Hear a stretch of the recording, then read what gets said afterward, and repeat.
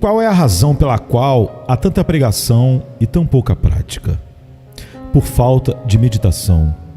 O fim do estudo é a informação, e o fim da meditação é a prática, ou acender os afetos. O fim do estudo é acumular a verdade. O fim da meditação é colocá-la em conduta santa.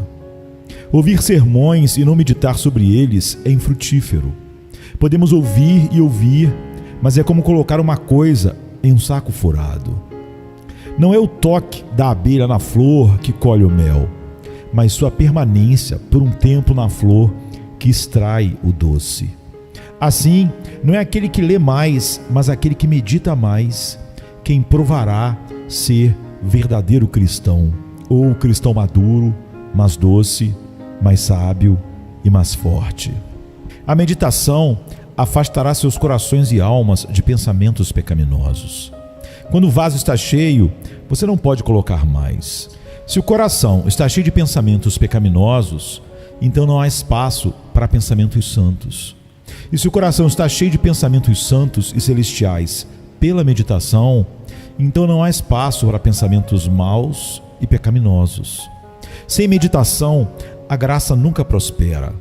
A oração é lânguida, o louvor é maçante e os deveres espirituais são inúteis.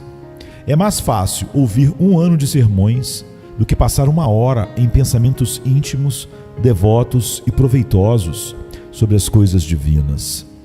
Muitas vezes me surpreende que eu não tenha visto a importância da meditação nas Escrituras mais cedo em minha vida cristã.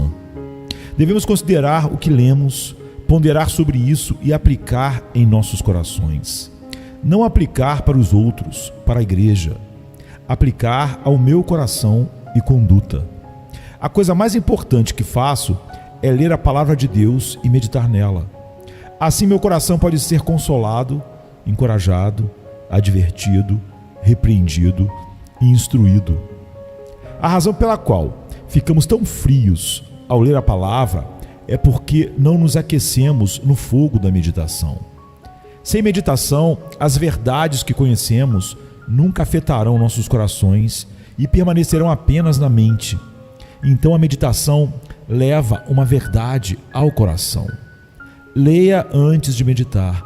A leitura fornece matéria. É o óleo que alimenta a lâmpada da meditação.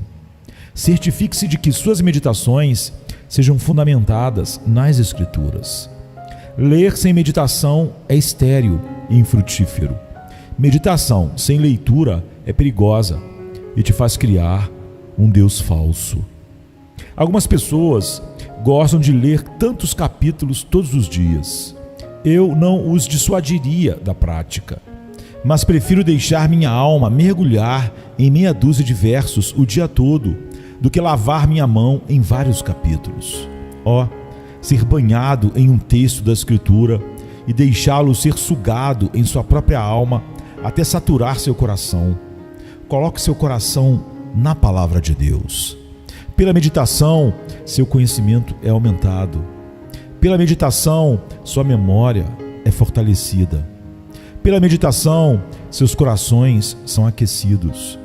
Pela meditação, você será liberto dos pensamentos pecaminosos. Pela meditação, seus corações estarão sintonizados com cada dever que exalta a Deus. Pela meditação, você crescerá em graça. Pela meditação, você preencherá todas as fendas e rachaduras de sua vida e saberá como gastar seu tempo livre de maneira lucrativa. Pela meditação, você extrairá o bem do mal. Pela meditação, você conversará com Deus e desfrutará de Deus. É mais fácil andar 10 quilômetros para ouvir um sermão do que gastar 1/4 de hora meditando sobre ele quando chego em casa. A meditação sobre a palavra de Deus é um dos mais importantes de todos os meios de graça e crescimento na espiritualidade. Sim, não pode haver verdadeiro progresso na piedade vital e prática sem ela. A meditação nas coisas divinas não é opcional, mas obrigatório, pois é algo que Deus nos ordenou a atender.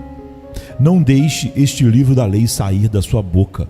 Medite nele dia e noite, para que você tenha o cuidado de fazer tudo o que está escrito nele. Então você será próspero e bem-sucedido. Josué 1:8. Mas o seu prazer está na lei do Senhor, e na sua lei medita de dia e de noite. Salmo 1:2.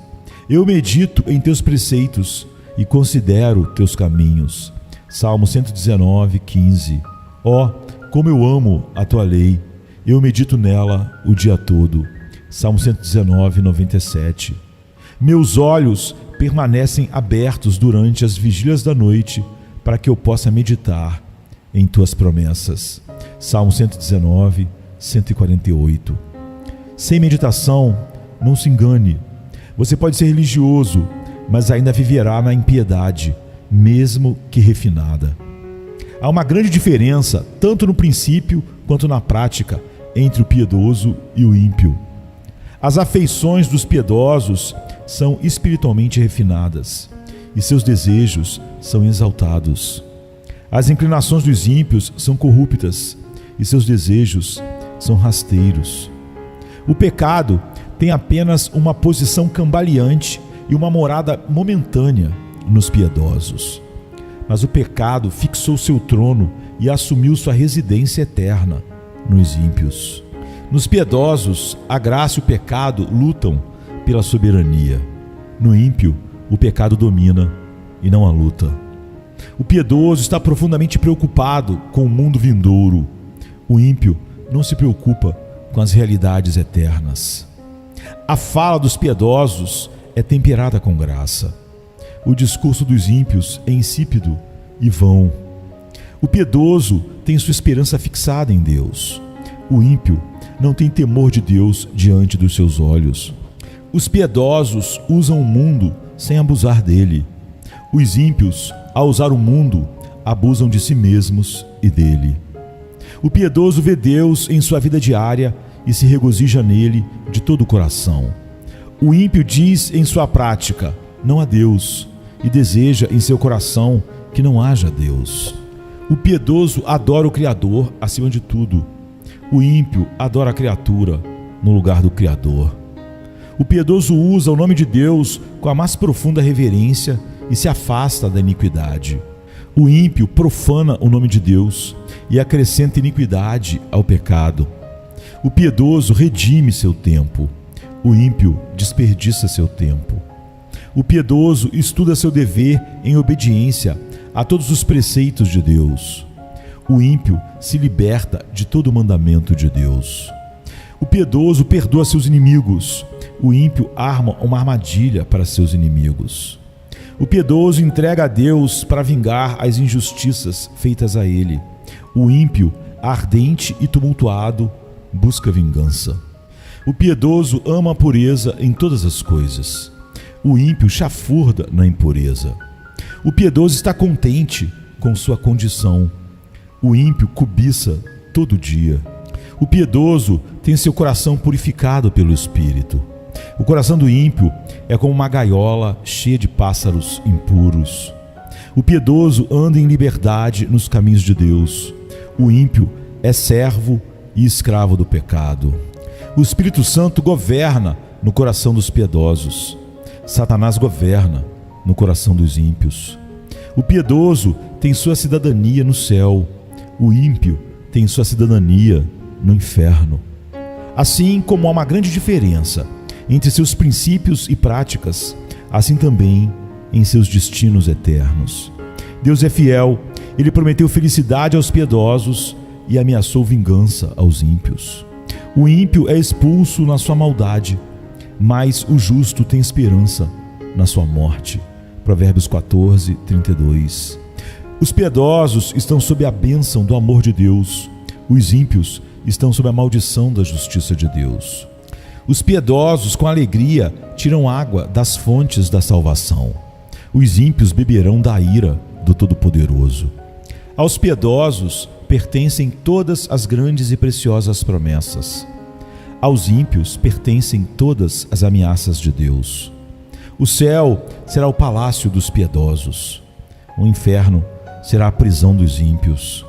Enquanto os piedosos habitarão pela eternidade com Deus, os ímpios serão expulsos para as trevas eternas.